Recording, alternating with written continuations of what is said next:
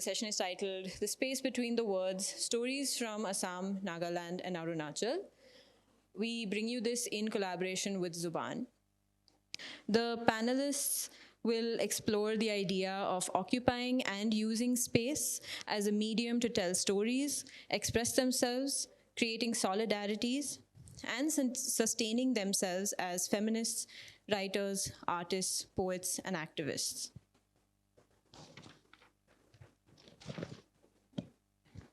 So we have a fantastic lineup of speakers. Y'all can all come up. We have a really fantastic lineup who've come from very far away, and we're really grateful for them for making the time and the effort to be here. So it's my great pleasure to introduce all of them. Millo Ankha is a poet, multimedia artist, and writer from Zero. Her work explores the themes of indigenous worldview, environment and gender, and performance. Rituparna is a queer rights activist and storyteller based out of Assam. She is the founder and director at Assam Foundation, working on education and gender justice. Theyiesinuo Keditsu is an indigenous feminist, poet, academic, folklorist, writer, and educator. She has published poetry, contributed to anthologies and journals, and authored a children's book. She advocates for the revival of indigenous Naga textiles and women's narratives through her popular Instagram handle, Mekhala Mama. Our moderator for this evening is Bidisha Mahanta. Bidisha works as a project manager and coordinates research in Zubaan. She's previously worked on peace building, conflict resolution, gender-based violence, and livelihood issues with women's collectives in Northeast India, and has experience with state human rights commissions focusing on police and state impunity. Over to you, Bidisha.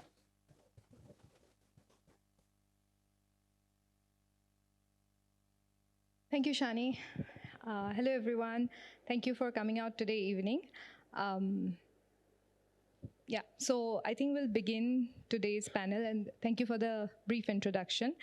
I'd like to add to the introduction by saying that apart from all of the very nice things that Ishani said in the introduction, we are all very good friends on this panel today, and we have all worked previously as friends, collaborators in the Northeast, and not just in the writing space, but also creating photographs, working on exhibitions, working on books, working in activist spaces. And today, this panel is a culmination of bringing together the spaces for you to talk about how those spaces are created in a place like the Northeast, which has a diversity of issues that are often not captured because maybe one issue gets precedence over the other oftentimes, and that's often conflict.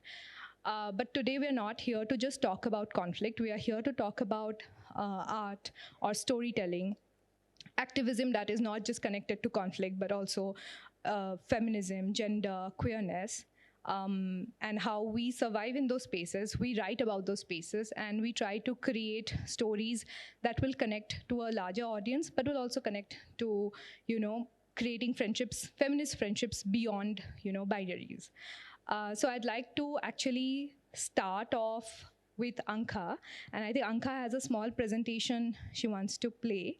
But before that, I would like to put the first question out to the panel on how all of us, Ankha, Thay, and Ritu, started off their journey into creating works of art, whether it is image making, storytelling, poetry, activism, reading books even, which creates creating libraries, and negotiating these spaces in different places, whether it's Assam, and different places in Assam, in Nagaland, in Arunachal, and using those spaces to create conversations, dialogues, and how those spaces were created within like the urban-rural, within the heteronormative and queer spaces. And I think that how those negotiations, the understanding of the spaces began. And over to Ankha. Invitation to just maybe run through it once. That's it, and maybe I can talk later.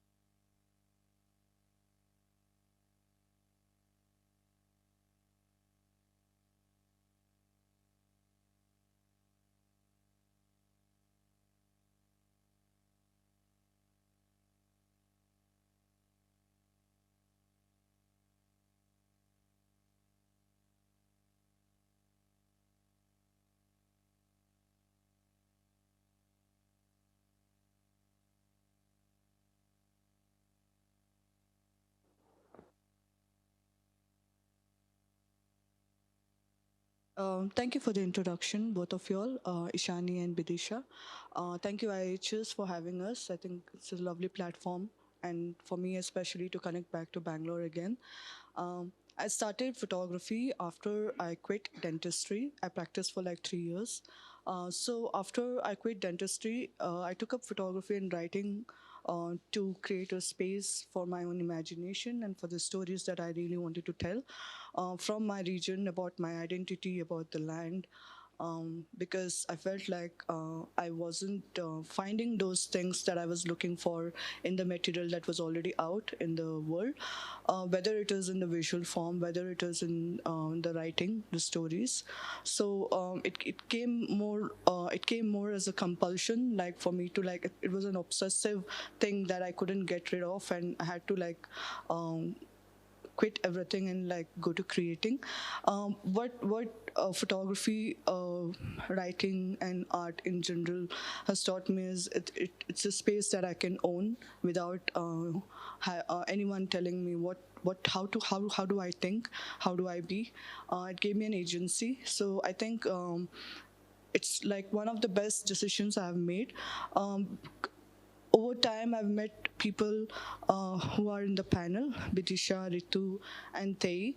In different occasions, I've met them, and it was important for me to even attend these meetings and like get to know them because we were exchanging stories. And for me, where I come from, we didn't have words as books.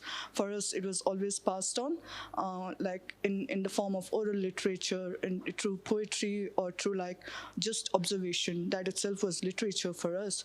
So it was important for me to like understand and rewire myself because I grew up in Karnataka and I had this proper institutional way of thinking and learning. But when I started my art practice, I realized that there's so much that I need to let go of and rewire myself as to understand how I can absorb the materials around me and convert into something that I feel is more suitable to my understanding, or at least will speak to people in my home. You know, I feel language is one thing that I'm very closely associated in my work. I feel that language takes up space, any kind of space, and everything is language in the world that we live in, whether it is through social media, whether it is through design spaces, whether it is through our textiles that we wear. It's all a language, and for us, we never had this separation of where words begin or words end, or images begin and images end. There's something deeply personal in my experience also that I've realized is dreams also is like an interpretation of our day-to-day life, and it's also a language.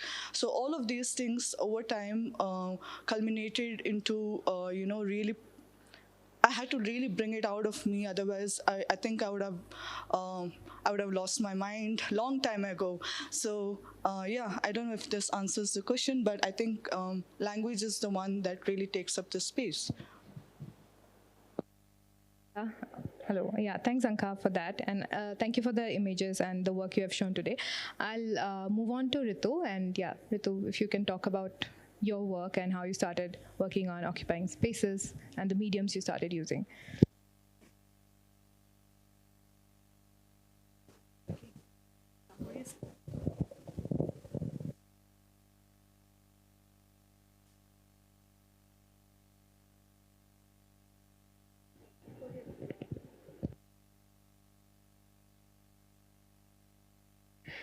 Thank you, Bidisha. To everyone, Zindabad, Satrangi Salam. Thank you for inviting me and putting this beautiful panel. And I'm really excited to share this space with everyone. And if I talk about the kind of work I'm engaged with and how I started and why I do, I really have to look at why I do this work and how I look at space. It started with that thing of not getting the space to express yourself, or to talk about your story also. Like forget about getting a space. Like you don't have any space to talk about it. it. And I come from a very, very rural area. Like my home is 11 kilometers away from the district headquarters, and it's 3 kilometers again away from the highway. So then I saw that, being a queer person living in rural area, what it means to get a space or not to get a space also. And when we see and talk about queer activism or queering spaces or queerness, we always see that you get space in urban areas, and we are talking about urbanization here maybe, and we really how we are looking at the urban places. So we go to the urban places to find out space. But what about those people who are still living in a rural area? What about those people who are living in small towns? So do they also come in the idea of urbanization or not? So that also we have to see. So when I started working on the issue where I am working now, then I started constantly looking at a medium or medium to create space so that you get a space to express yourself and you can find yourself. And when I'm talking about space, it's not just a physical space. So we have to see what is place and what is space. A place can be just a place, but a place you can just build as a space. Or it can be a virtual space also, holding people together. So, and it started with that thing to hold people together, to bring people together, so that in the long term we can talk about resilience.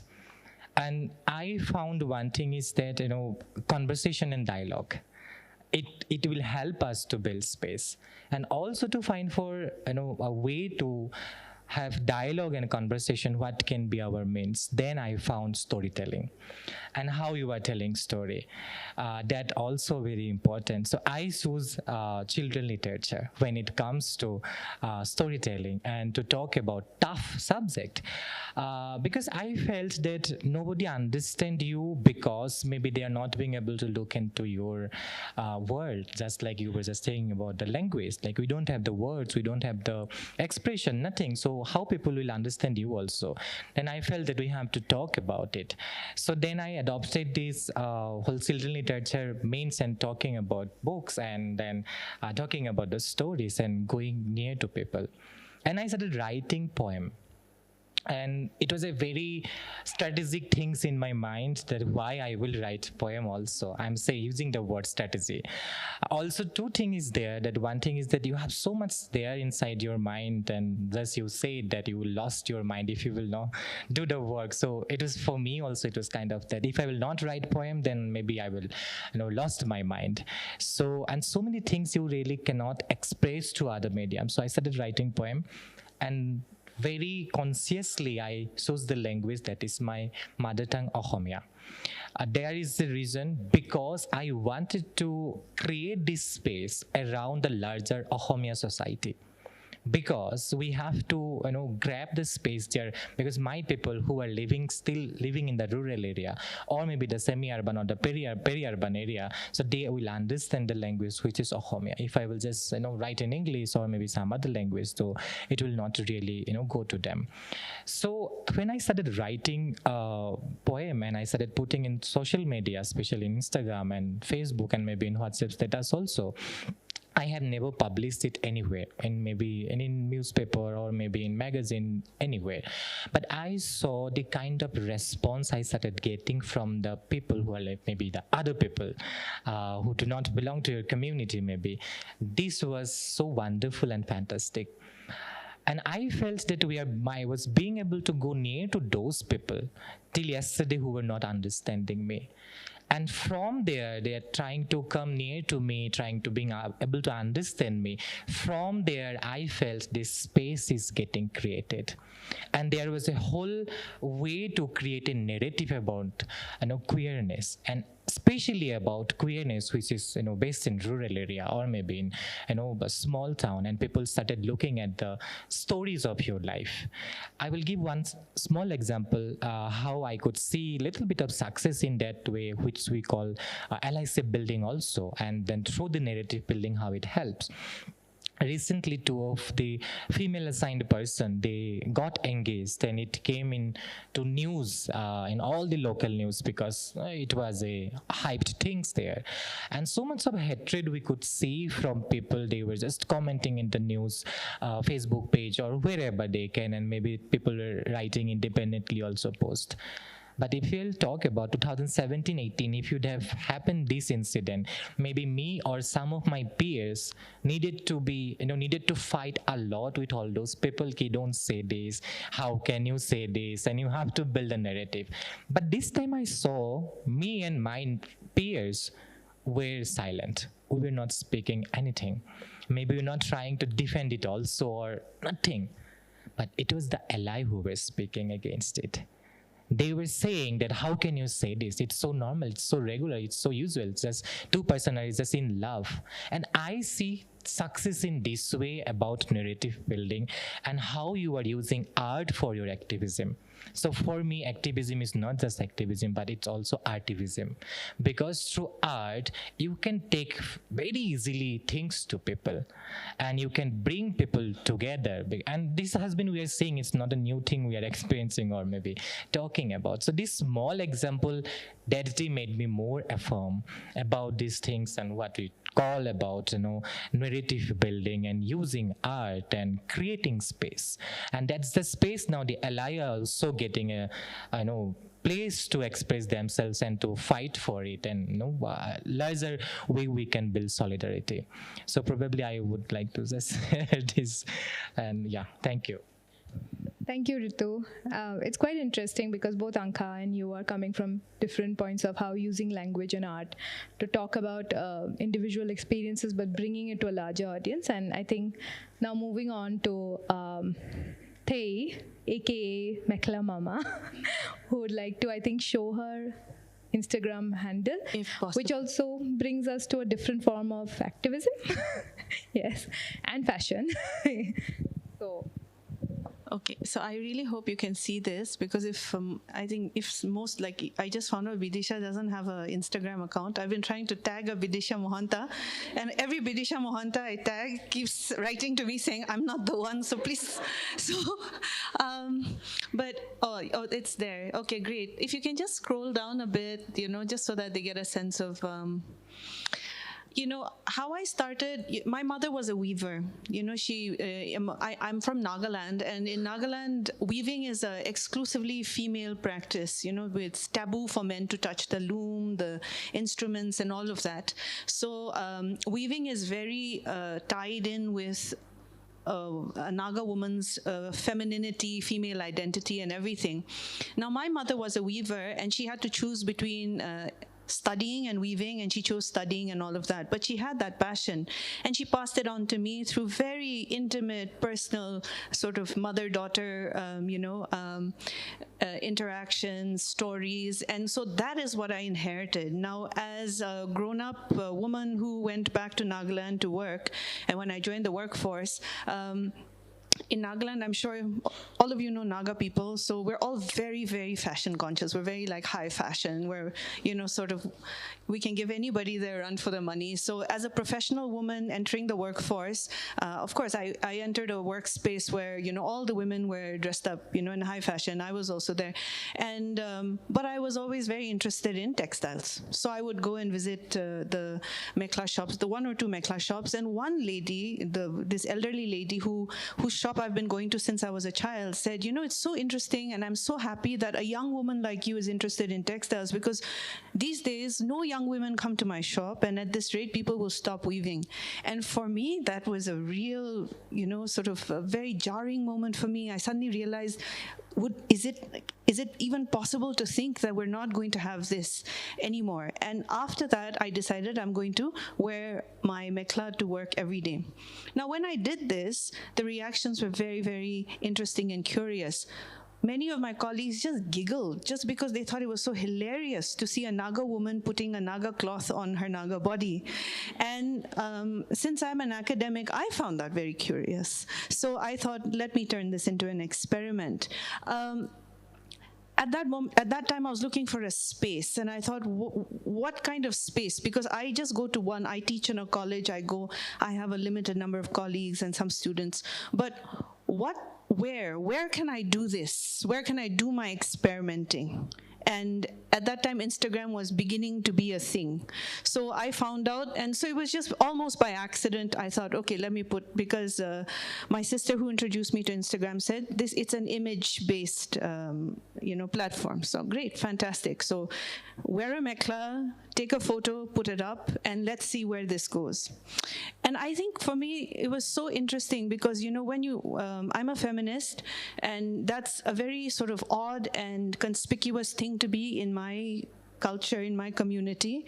And when you're thinking about, I was just looking for how do I ground my feminism in a decolonial practice also, and I thought Instagram seemed like a pretty safe space to do this because, it's you're reaching perhaps maybe because they're literate in social media, the assumption is, there's slightly more open-minded. So this was a great space for me to, try and see if I can build feminist solidarities. Now, the thing is with textiles, you cannot have textiles in the Naga context without narratives. It's just impossible. You can take a cloth back to its weaver after many years, and she will still be able to tell you, when I was at this point, I was in a really bad mood, and that's why the tension is off here, So I've done this with a lot of weavers, and it's amazing the kind of stories they can tell you. It's almost like, you're taking sort of a photograph of some, a snippet of their life at that point in time, and they will be able to tell you in very clear detail exactly what was happening when they wove that cloth for you. We also tell stories with our textiles in the way that each tribe has their own specific textiles.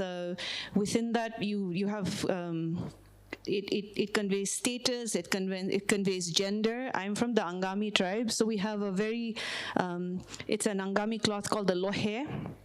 And the lohe is very interesting because the original lohe, in my tribe, we have two cloths actually that are unisex, which is a very strange thing because, usually you have, it's taboo for men to wear women's cloths, women to wear men's cloths, and we have a unisex cloth. And what is interesting now is there's some effort by some women's bodies to try and see if they can change the color and make the original unisex only for men. And so that's something I've been opposing because isn't it amazing to have unisex clothes, But in that process of, trying to find the stories of textiles and sharing these stories on social media, it was just fantastic. I never anticipated that it would go viral, as they say. I never anticipated, but it was just like reaching out to so many women who were dying to tell stories. And this is where the second aspect comes is, I also started this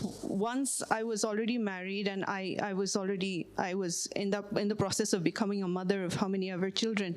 So, what I realized is, as a married woman in our Naga society, the space for expression is almost nil, and the tenor of that expression is policed very, very sort of stringently. It's there are things you can say and there are things you shouldn't say. And digital space gave me so much freedom to say many things, to sort of see how I was struggling with the patriarchal institution of marriage, not necessarily my husband, but marriage, sometimes my husband. But also motherhood. And while I was trying to, share these narratives, again, the response was just amazing because it's not me sharing narratives, but the kind of narratives that kept coming back to me. The number of different Instagram accounts where women started sharing their own narratives, and it gave them a certain kind of freedom to see how they were negotiating, patriarchy, so it was suddenly like a a class of people in Naga society, sort of married mothers who are just supposed to, sort of bury themselves once this happens to them and just shut up and, not be vain, not take care of themselves, not express themselves, in sort of creative, even if it's just, fashion ways. It was, you just had this, I don't know how to say it. It's just beautiful. So many. So for me, this space has been so empowering, not only for myself, but just to see the kind of, narratives that have mushroomed during, now it's, I think, 7-8 years now that I've been doing this. And then younger women as well. And just in terms of, politicizing vanity also, which in we're a very, very conservative society. So most of you have seen Naga women outside Nagaland, and you all associate Naga women as very fashionable. The thing is, they're fashionable here because they can be. There's nobody watching. And when you go home, there's a certain, modesty is expected. You're supposed to, sort of not be too stylish. So very, sort of conform to a very conservative evangelical idea of a modest woman. So this space is very, empowering in the sense of, how we can be vain also, how empowering it is to be vain, to show that, look, I can look gorgeous in this way. In the same way that Bidisha today is working her mekla sador with goth lipstick, which I think is fantastic. But just to explore the language of fashion, not in the framework of capitalism, but, to explore the language of fashion, in the framework of sort of feminist empowerment. Yeah. Thank you so much, Thay. But I did learn from the original goth queen sitting there, Urvashi Bhutai. So, yeah. But yeah, it's very interesting because we've talked about using Instagram as a form of history also, and documenting growth in the kind of fashion that you do, in the kind of documenting your journey as a mother also through fashion in one of Zubaan's upcoming books, which will come out soon, hopefully, and in which Ankha is also contributing.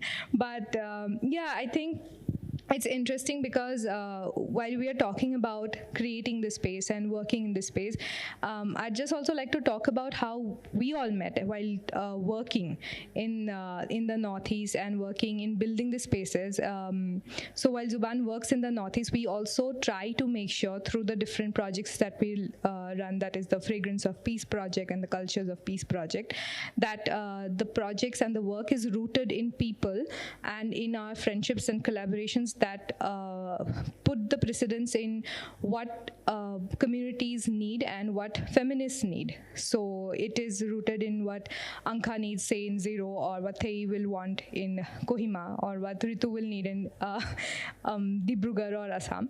And it's very important, or what I will need in Guwahati, for that matter. But it's important for us to also see that while we're creating and working on these spaces and working on, say, the grants that we do, or even during the pandemic, what we could afford to do in those spaces, and the stories that we end up telling, we are also creating a space that hopes to engage with a larger audience. And that's where this panel also comes into place. And while we end up calling the Northeast the periphery, while we were discussing this panel, we are not the periphery for ourselves. We are where we are from, and we don't consider ourselves the periphery. And that's a discussion that happens often in the Northeast, because while sitting in our homes, we don't often think of the mainland as the core and us as the periphery. It's our home, so obviously we don't. But we often have to create a lot of thought into all of these stories, because we also want to engage with a larger audience. And today, while we're doing that, we were thinking of the expectations that we have also from the audience. And that's what, when we engage with a larger audience, what are the expectations all of us have when we engage with that audience? Because there are so many questions sometimes that come up when we create, whether it's stories, images, poetries, that there's a difference between I think questions that are like interesting and that are just like today when we're talking about racism also. It's just a different and difficult line to broach also. But I just wanted to open up this panel, and then maybe after this we can have a round of questions and answers. So maybe we'll start with Ankha.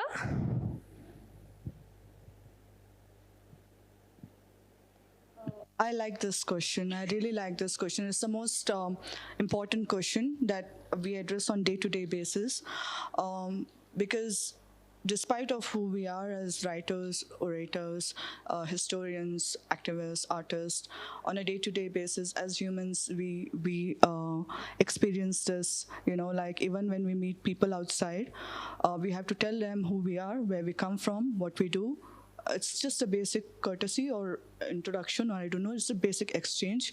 But when we start thinking about the audience, like for example, as an artist, when I start to put out my work, I need to pitch proposals or pitch the stories. Now this goes to a lot of agencies, a lot of institutes where maybe some art foundation or like different publishers or websites, where these are all agencies, who create spaces for stories and artworks and stuff like that.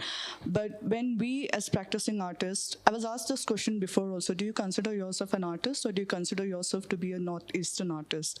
So this is where the divide comes, that it made me go through it over and over. Like, when did this Northeastern artist come, and there was an artist maybe all along, but at some point it became Northeastern artist because things had to be put in the paper and had to be sent out, So this is where I feel can be problematic, but at the same time also necessary for us to explain ourselves to people whom we have never met but want to associate with, and kind of put our work out as to like who we are, what we do, what's my tribe, how is it different from the rest of the tribes in the region, because there's so many layers that we are kind of maneuvering. And also the common ideology is that, or the common perception is that Northeasterns are same, but that's where we're trying to break in, we're not the same, because a person from Meghalaya may not understand what is happening in Arunachal. A person from Arunachal may not know what Manipuris eat, or Manipuris, what Manipur's trauma, or like what their lived reality is. So there's so much of layers there that we need to explain ourselves, that it's basically like pinpointing to the Google Maps and saying this is where we come. It's not the whole of the chicken neck region. So this is where I've this is where my belief comes, that I have to over-explain myself over and over and over, that it gets tiring. At what point then you just start thinking about, when do we stop thinking about these things, and when are we really free to create instead? Instead of putting all our energy into explaining ourselves, when are we free to just create without thinking whom are we showing the work to, or who's going to consume it and stuff like that.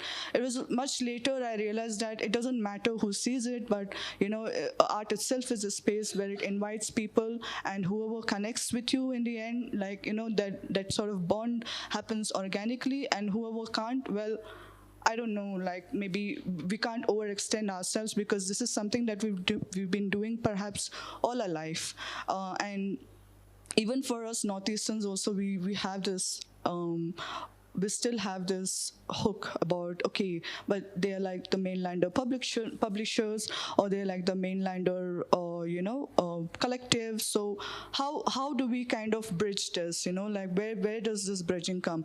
Is it we going all the way to the other side, or should we meet somewhere in between? And where's that space in between, So I think that's pretty much what for me that's why I all my explanation, or all my whatever I need to write, I just put it out in in the artist statement, and that's it. I don't need to explain more.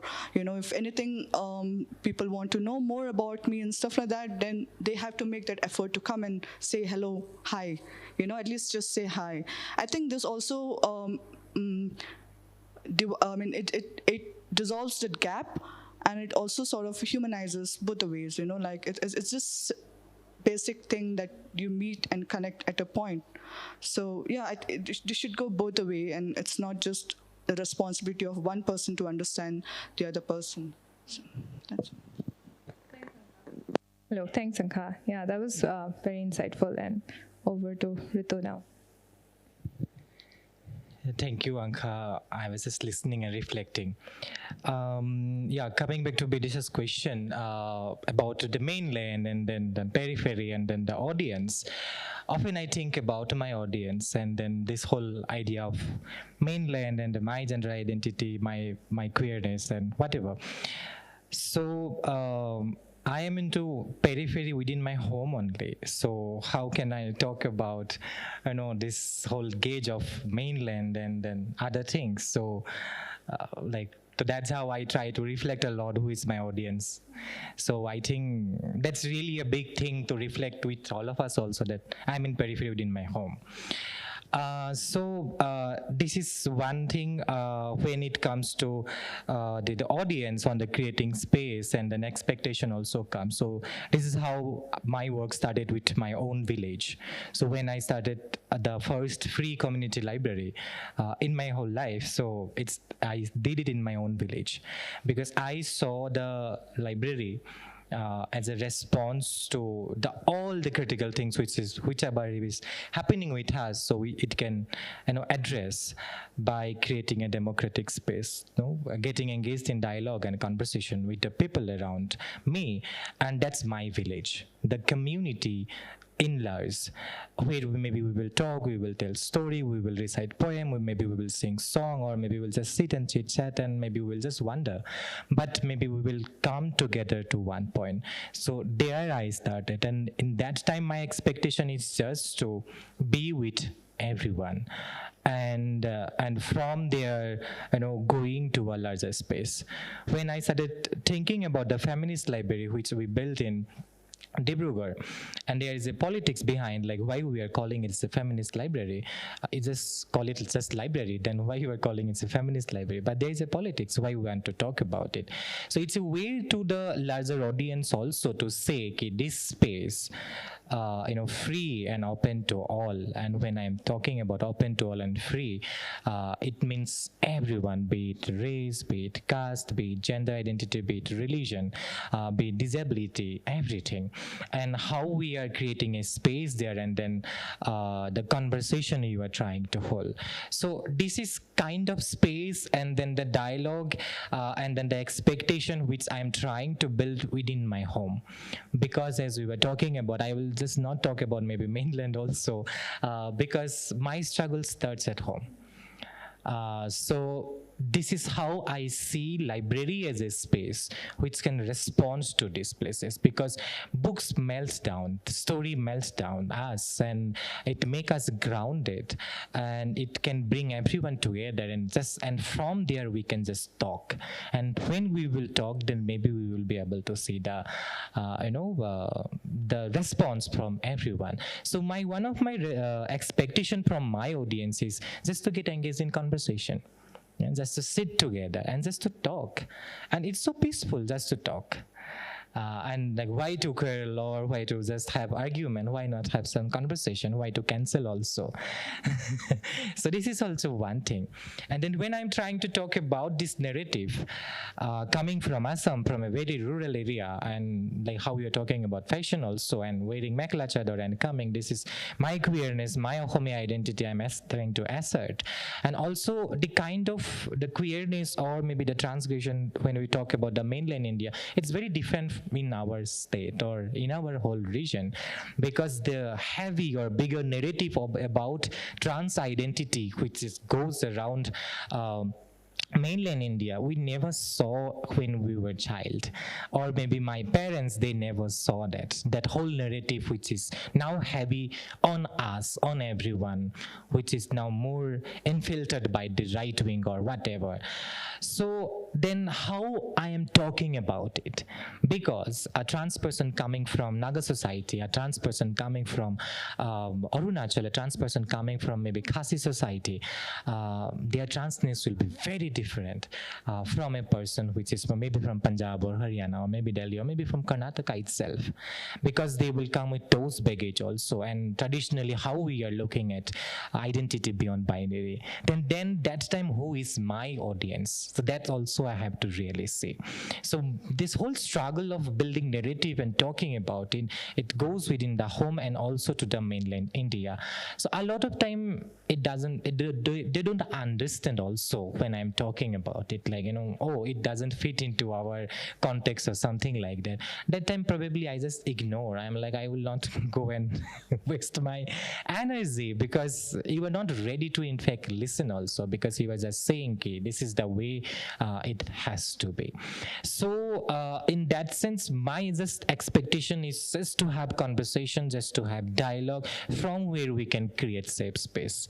And what I can say within Assam, if I will talk about it, through all these spaces which I am trying to evolve and create, like be it free community library, be it poetry, be it social media, talking about Hari, Sadar Mekhela, and then Ohomia motif, and talking about it, I could see with the expectation that the LIC building, again, I will talk about a lot cis women, maybe who are into different institute like college, university, media, popular media, maybe cinema, maybe photography in different spaces. And from there I can see they also expect something from me and I also expect something from them. So my audience is a different set of audience and in different places.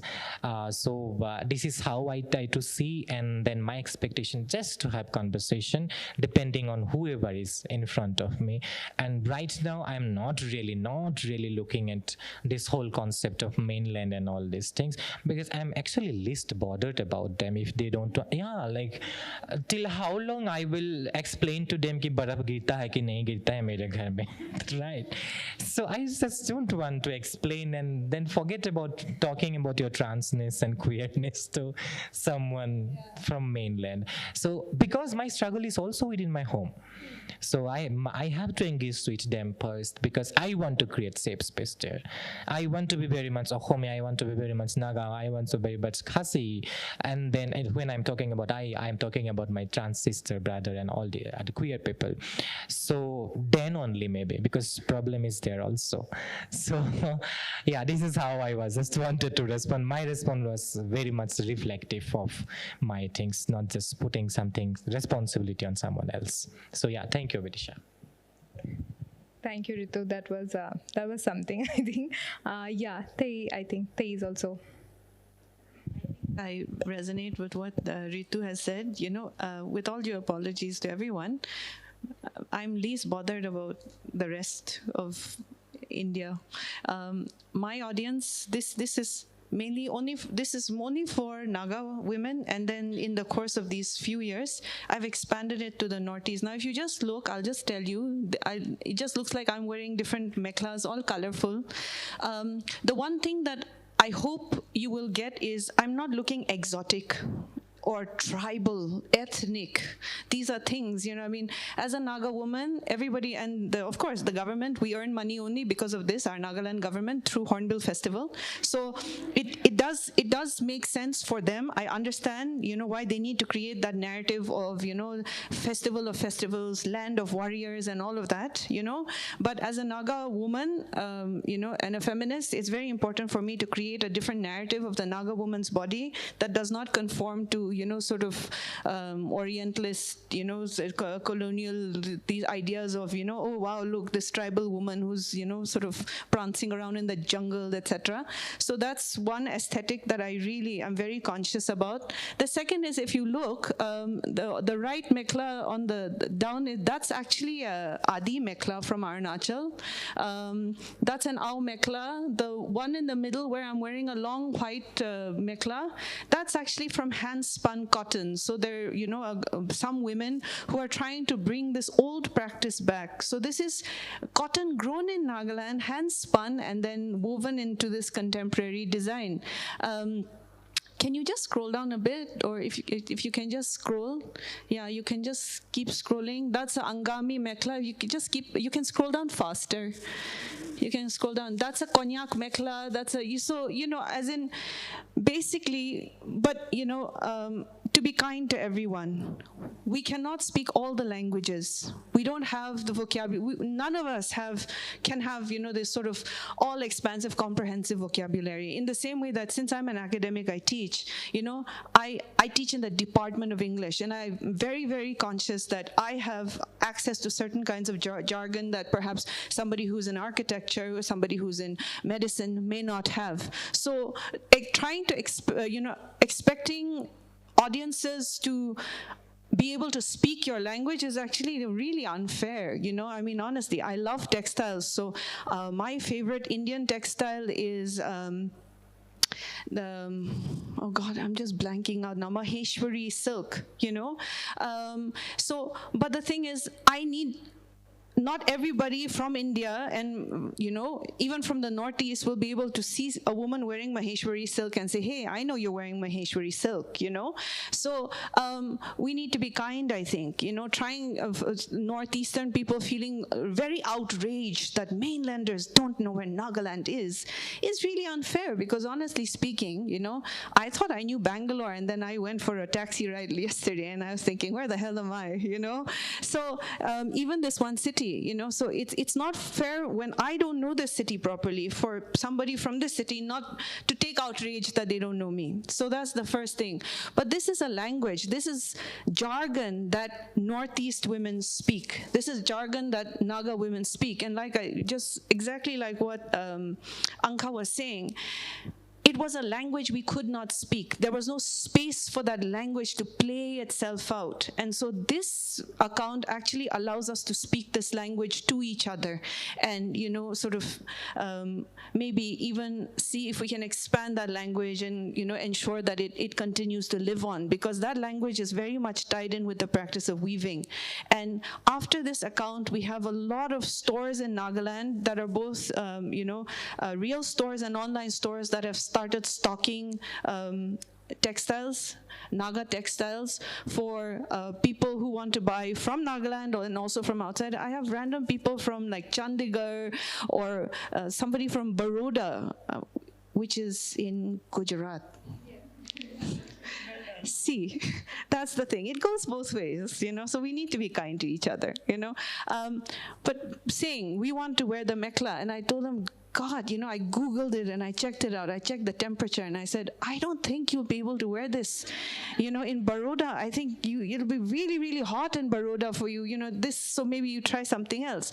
But it's just about wanting to learn a language. So just as much as, maybe some of us may suddenly decide that we're interested in, some Japanese art form and we make the effort to learn it, it's the same thing. So, this whole, my audience is, it's only for us. And the thing about the beauty of doing things for us, especially with textiles, because I think this is relevant not only in Nagaland, but in India, because, with textiles is actually one of the subcontinent's greatest strengths. But the thing is, you need to do the textiles for yourself. The community needs to do the textiles for them in order to sustain, thousands of years of, generational heritage, all of that. And then only we can start talking about, the market implications. But I think these days we get it the wrong way. And so that's why you have so many, textile communities all over the subcontinent, including Nagaland, everywhere else, that are, bleeding themselves dry because they've got it wrong. Yeah. Thanks, Thay. I think it's really interesting how, again, all three of you are coming from like three different forms of art and activism in a way, and looking at it from different perspectives on whether it's image making or whether it's queer activism or whether it's fashion and textiles, and also looking at how those are interacting with different forms of capitalism, as well as with the audience that we're interacting with, whether it's the mainland, whether it's within the own community, and how these interactions are also creating different spaces, whether it's in the local community, whether it's in the global networks. And I think it's really interesting to see the conversations that these are creating. And one of the bigger learnings while working in multiple projects in the Northeast, or while forming these connections, is that there's the learnings that I've also had, and I think all of us can attest to it, is that there needs to be a lot of engagement, a lot of respectfulness, a lot of kindness. And I think we just need to listen to each other and not just jump to conclusion, and also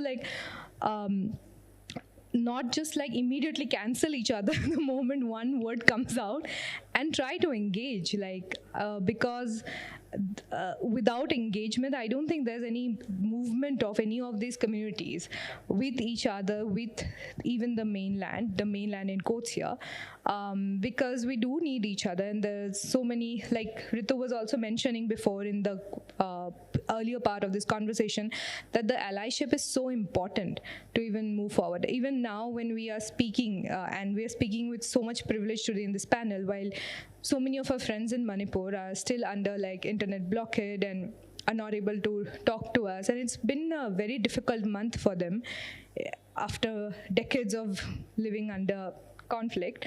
But it's only allyship that has reached the resources that are, and feminist friendship that has reached them. And we can only hope that they are able to maintain that and move forward in the future. But not to, again, bring down the energy, but I think there's a lot to be learned from, just understanding and trying to have conversations that don't begin from seeds of doubt and seeds of anger, but also there should be a lot of conversations. But also what we have strongly felt in our work is that there needs to be a lot of work done initially also. It can't come from a complete zero key. The emotional and the mental labor of learning should not be one-sided. It has to be both-sided, because you can't come with that, like what Thay was also saying, that you can't come with the understanding that all of these are exotic women who are here to do the emotional labor of teaching you that we are not exotic women. So yeah, I think there's a lot of that. But now I think we have 10 minutes for questions. 15 minutes, yeah. Okay, great. So the audience questions. Yeah, yes, sir. So.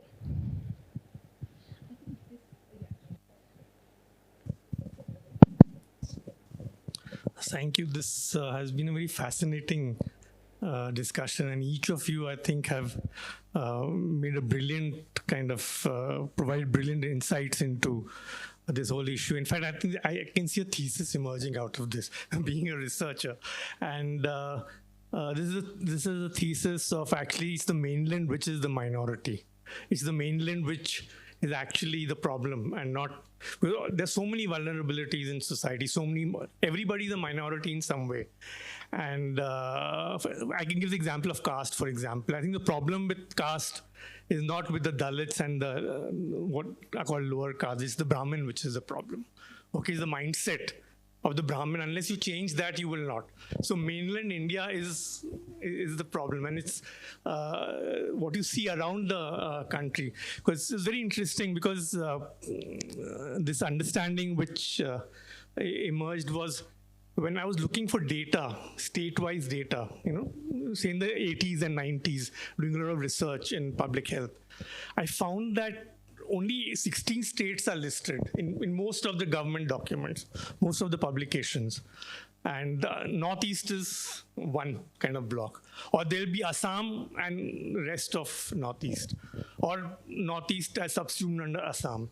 And I was very distressed with this, because why can't we get information on Mizoram and Nagaland and other states, smaller states separately, or Lakshadweep and so on.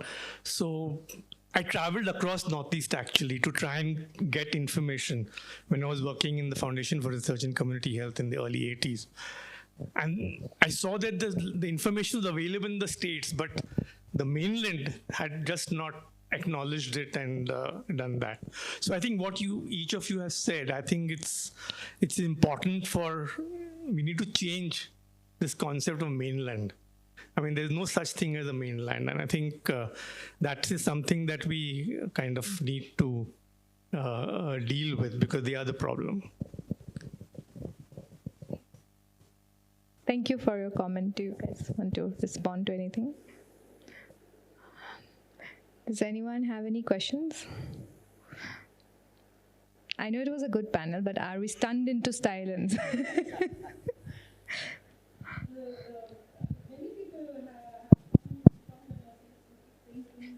The center is throwing money at you.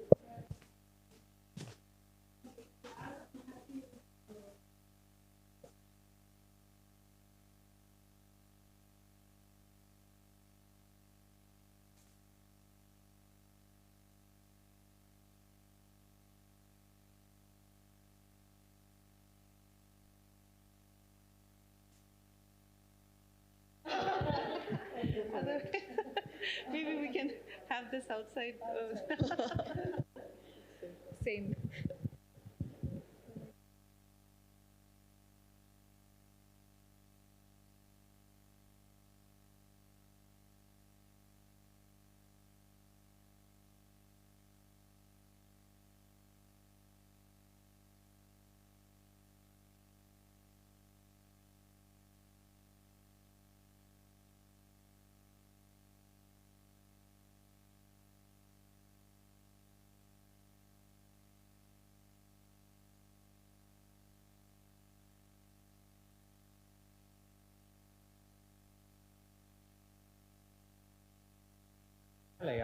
And then you know the Mapiaras, how it's increasing in Meghalaya.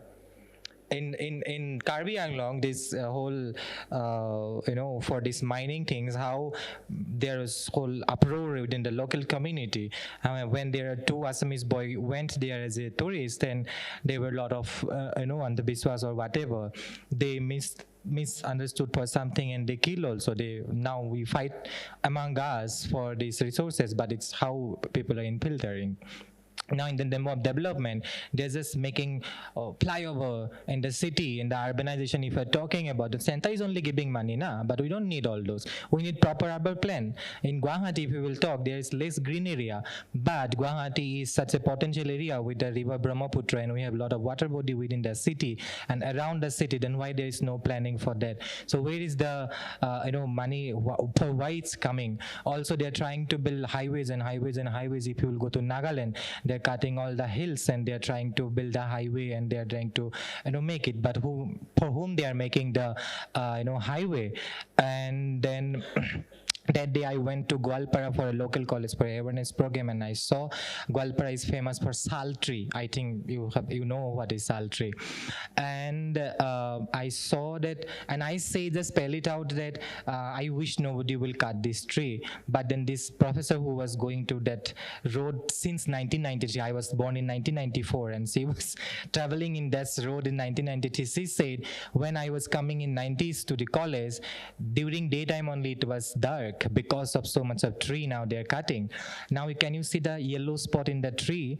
And because they are going to cut down, because they are going to make it a 4-lane. So we don't need this much of money also, but whatever money is coming, it's not getting utilized properly. And it's a myth which you are saying that so much of money is going, but for whom it's going? Yeah, our airport is also going to Adani. So then we are going to pay within us for a cup of coffee, for a samosa within the airport. So no, I can't see money in my Northeast. I can't see. So yeah. Yeah. You have to fight for getting a factory also. Yeah, to get an oil refinery also, you have to have Assam agitation. 6 years, then you got Numaligarh refinery. You got bridge. Yeah. So the Bogibeel bridge took more than 20 years to build, but they built one bridge in the border of Assam and Arunachal, the Dholakhodia, because it needs for the defense. Yeah, because it's important for the China border, and they could date in the Dersal only. But Bogibeel Bridge, which is for train and then highway, it took more than 20 years. Atal Bihari Vajpayee, did the foundation stone, and then Modi Sahab went and inaugurated, right? So, and we don't still have double-decker this track also for train. So when Rajdhani Express is coming, then local express has to wait like this. Let Rajdhani goes because it's going to Delhi. So money is not there. Sorry. Thank you. But also to add to it, with the urbanization, I think, and with the money that you're saying, it's also made because with natural resources, there's a very strong extractive politics that's happening with Northeast politics. So there's a new colonial politics that's happening. So with new rail tracks that they're putting in the Northeast, the new highways, it is what the British were doing earlier. But with now new roads, they're making sure that the oil, coal, everything goes faster back to the mainland. So with Arunachal, what they were doing with the entire the dam projects, with the amount of electricity the dam projects were supposed to generate, it was all for the mainland. A very small percentage is going to go to the local populations, but the displacement is going to be like the major displacement is going to be with the indigenous population.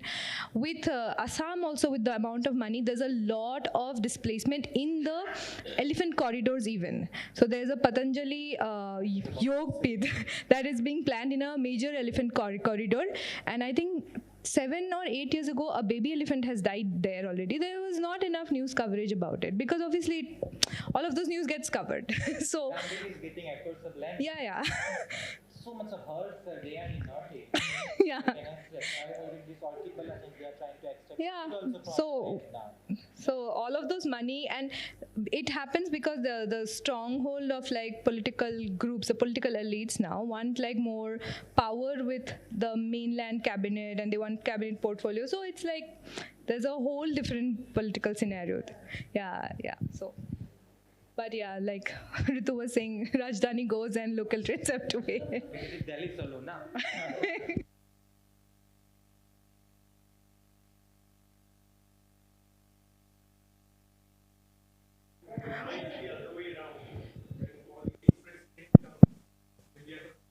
Local trains get priority.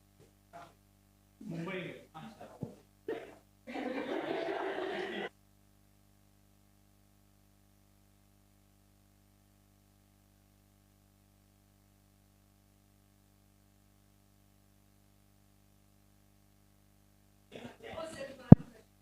I'll go here. So I had one question for Thei. So you were talking about, coming from a conservative society, right? And being able to showcase your fashion and mekla on Instagram, which is supposedly more open-minded. But the question I wanted to ask is, were you still at some point subjected to any sort of trolling on Instagram or on social media? And if you were, how did you counter it? Strangely, this is just very strange. I have never been subjected to any trolling.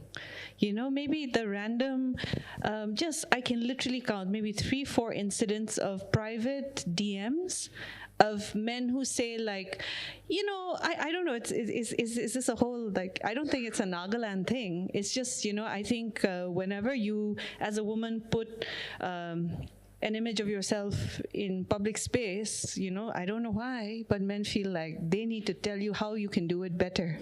So I can literally count 3, like I feel like maybe you should do it like that, which thankfully Instagram is so amazing because you can read it without accepting and then you can delete it. So they never know whether it got through.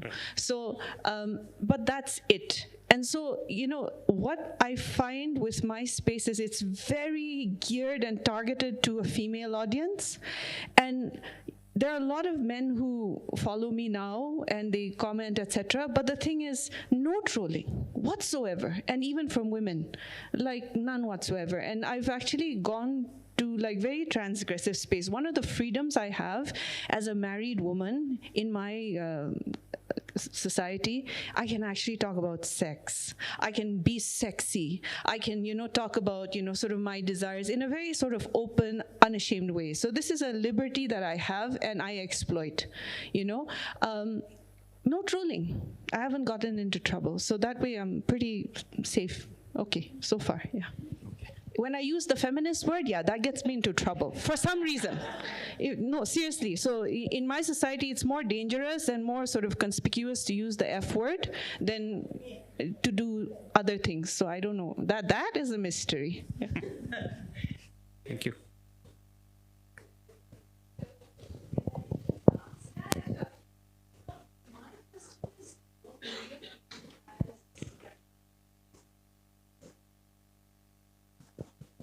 Can you hear me now? Yeah. So my question is to three of you as practitioners, and I discovered that all four of you are friends.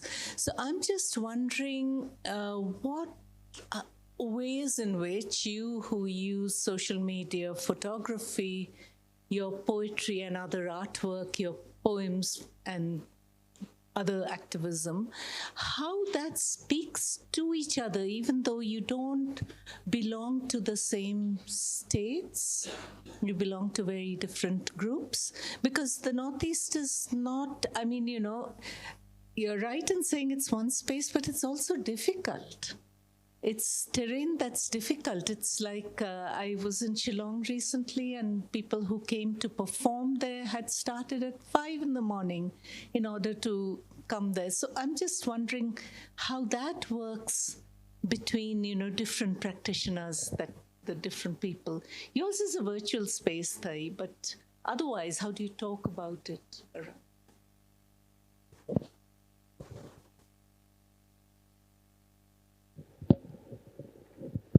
Yeah, I see everything as an archive, like especially what's on social media.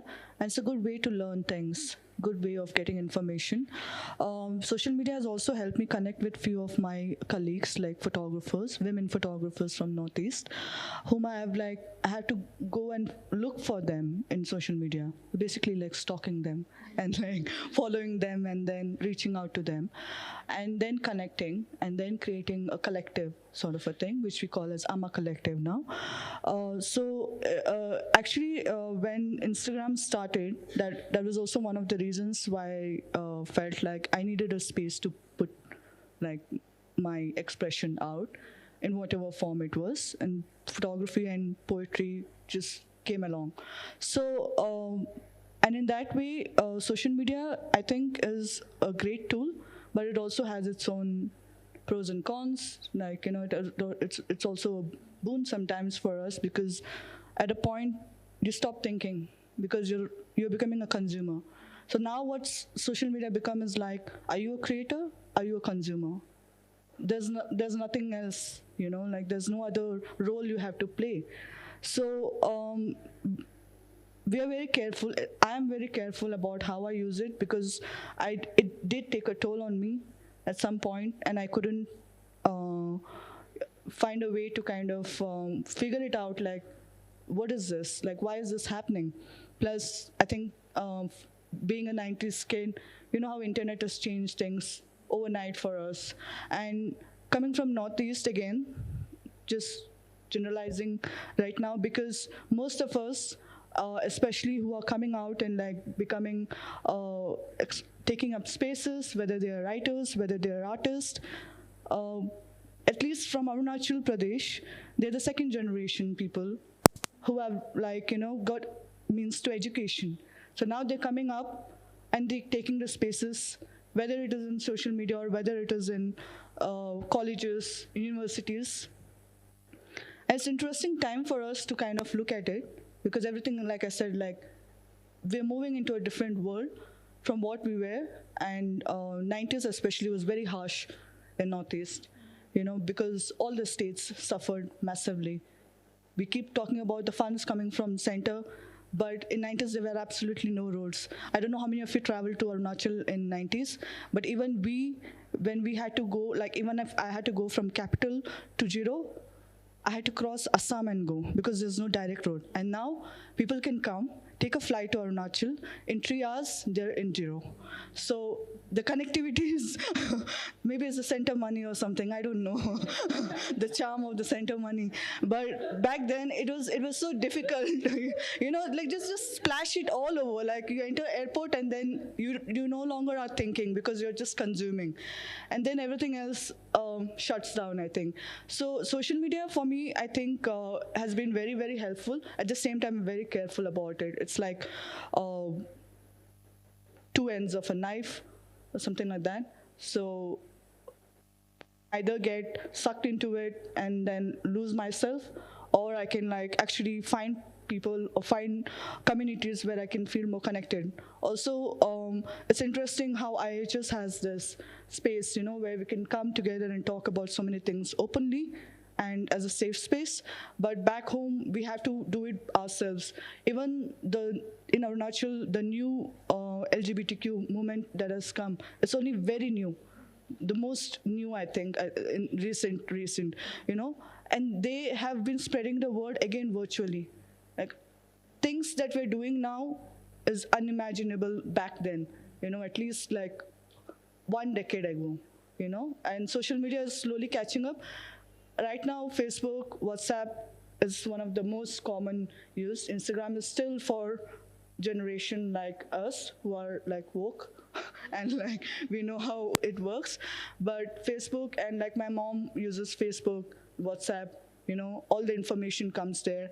And yeah, they can be at home and still be aware of things, but at the same time, I think it makes you disoriented sometimes of your own reality. So having this kind of spaces, like coming out of that virtual space and meeting in person, I feel is much better, still much better.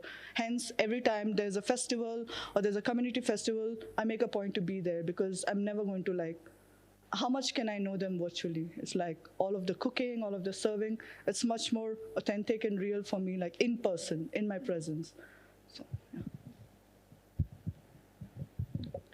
It's so interesting you say this. One thing I must give Zubaan a shout out here, okay? Like, you know, I'm very wary, I will not say allergic, but I'm very wary of working with, you know, organizations that are not from the Northeast. You know, I have few books that I've published, but I've very deliberately chosen to publish from, you know, from the Northeast, from Nagaland only. Also because my latest one, I'd actually given and they liked it, some mainland publisher who will not be named, but the feedback was that, can you just add a small introduction of Nagaland in the beginning? No, I will not, you know, figure it out yourself. So then that was the end of that, and then it got published in Nagaland. But so Zubaan, I think for me stands out because I don't know how, Urvashi, honestly, how have you been able to build a team like this? But the kind of empathy, the kind of, you know, sort of, I don't know how to say, a very deliberate, you know, sort of move to not other us is something that I feel it. You know, I feel it. I feel like it's us. There's no I and them. So that is something, you know, with Zubaan, a shout out to Zubaan, and I think they really need, and I think that's one of the reasons why they're able to find maybe people like me who are a little sort of reluctant, or, you know, they're able to find very, you know, sort of unique people from the Northeast, because we're all of us. We're all together, you know. So I really, that's a big shout out to Zubaan. But when you're talking in terms of space, you know, like what Ankha was saying in terms of describing sort of the no man's land that, you know, maybe Arunachal was at in the 90s, and even Nagaland was still maybe last year. I think even in terms of the spaces we occupy as women, for me, you know, of course, Nagaland is Christian, and Arunachal is many different, and we're all different, but, you know, within patriarchy as women, and I think that goes for all the mainland, especially within, you know, the space of domesticity and marriage. I mean, really, it almost feels like, you know, a whole city of solitary confinements. You know, you're alone. I mean, please, not discouraging any young single women from, you know, trying this out. You can try, you know. I'm not saying it's not fulfilling and all of that, but I'm just saying that nobody warns you, man. Nobody warns you. You get married, you have kids, And suddenly all that, sort of firebrand feminism that you believe in, you're educated in, etc., all goes for a toss. And you're just a woman, a wife, and a mother. And you feel so alone. So in terms of, how do we change that solitary confinement into space? How do we, and maybe it's not open space. Maybe I think for me, I would describe it as a very, very complex labyrinth. But nevertheless, how do you go from solitary confinement to, sort of navigating this complex labyrinth? And in that, I think digital media, it comes in handy, because I just see, we can just picture, all the women that I've been able to reach or who have reached out to me, all of us in our solitary confinement, suddenly thinking, okay, maybe I just want to step out and see what this labyrinth looks like. We're groping in the dark, we can find each other some way, but just this idea that we are not alone, and we're mapping out this space, trying to see how can I take my feminism that sort of became so distant and atrophied because of my entry into the patriarchal institution of marriage, motherhood, etc. How can I take it and how can I turn it back into some kind of living practice, life-giving practice? Because it is so, being a, it is, it's just, receiving feminist affirmation from other women or allies is just, it's so empowering in so many ways. I think it's how you're able to do so many things. So in terms of the space, I think in the Northeast, all of us, how we reach out to, I've been stalking Ritu since we're, for quite some time now. But just in that labyrinth, to find somebody like Ritu, how empowering is that? Ankha and I, we've been following each other. But in that way, I think digital media, social media, it's a great way for us to reach out to each other, even if we don't have roads, even if our roads are good, but, we are in our, sort of patriarchal confinements, yeah. No.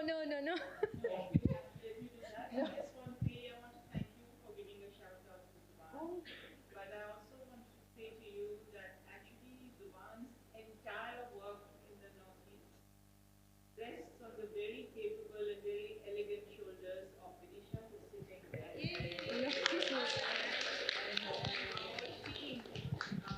Divya and Afi. It's true. Since 2018, huh? Since 2018, right? Yeah. Anyway, so I will keep it short. How you say that how we talk to each other. For me, I talk through feminist friendship, building solidarity and drawing inspiration.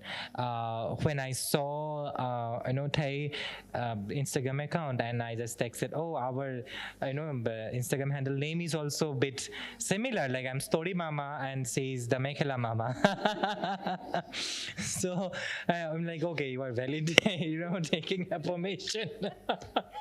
Anyway, but for me, talking to each other who are from different parts of the Northeast, and we acknowledge this fact that we are different to each other, but what are our similarity and what is our goal? And then from there, how we are drawing our inspiration, and from there, supporting each other, standing with each other, and how we are building solidarity. Your cause and my cause might be slightly different, but it's in the core value is the feminist value. Then how we are trying to contribute to the larger feminist movement, and through that I think we talk to each other. And it's not just this bunch of people, but what I am talking about is allyship building and then the feminist friendship. And it's mostly women who is this supporter or ally in my work. And maybe because how Thay is constantly talking about patriarchy, this experience of patriarchy, this is why you have more empathy to understand each other. Being a trans person, being a cis woman, maybe you understand because maar to semi par raha hai na patriarchy se, to तो बात यही है. तो शायद I think that's the commonality and that's how we talk to each other. So yeah, thank you.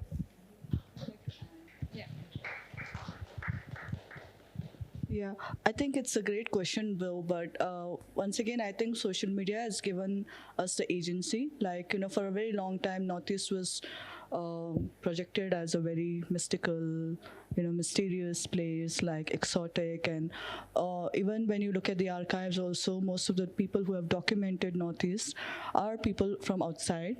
They're either been anthropologists or they've been photographers or filmmakers or storytellers from outside, and they've always looked at it from their perspective. But social media is like kind of decolonizing that, and we're also taking up that space to get that autonomy and that agency. I think it's a wonderful tool.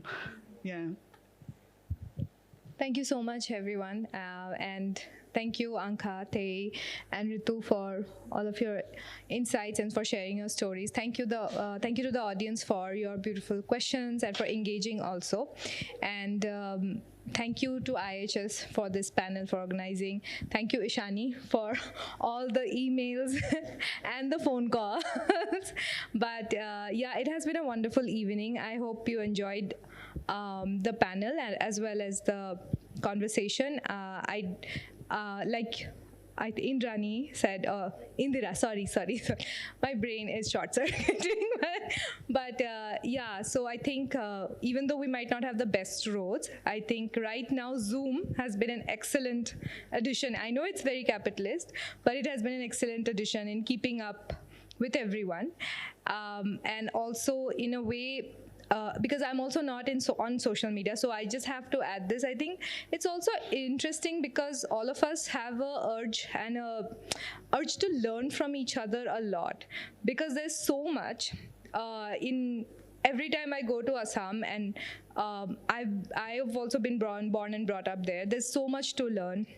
My partner has also been born and brought up in Assam, and there are times when our experiences of being in Assam has been different because of his identity and my identity being different in the same place, and even growing up in the same city but growing up in different corners also. So it's also very different, and that urge to learn and understand, I think, is there. And again, it comes back to the same idea of like respect and kindness and engagement and dialogue. So I think that's something that is the core of feminist friendships here as well. So yeah, so I think the evening is coming to an end. So we'll break for tonight. And Ishani is giving me some looks from over there. So yes, over to Ishani. Yeah. Thank you. Thank you so much. Thank you so much to the panelists. Thank you for coming all the way. Thanks Bidisha and Afreen for putting this together and helping us out. We hope you had a wonderful evening.